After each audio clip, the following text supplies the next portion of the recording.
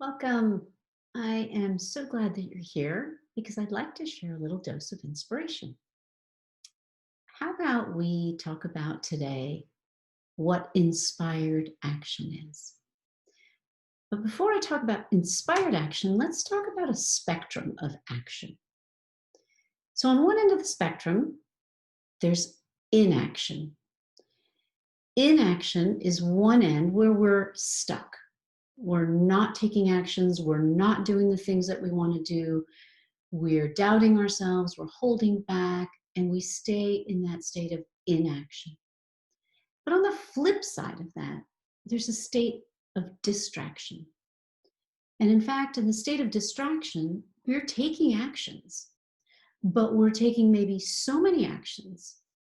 You know what it feels like when we're so busy and we're constantly doing, and doing? I want you to ask yourself and be honest. Am I that busy?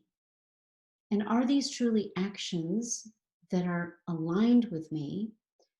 Or am I doing all these things and remaining distracted from the real things that I'm supposed to be doing?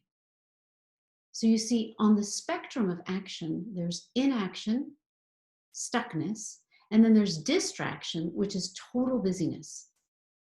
Neither of those are going to truly allow you to live life taking inspired action.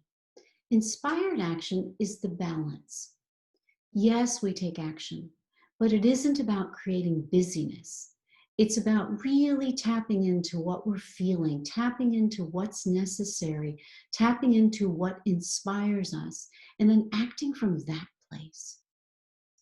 So, inspired action is that balance point between inaction and distraction.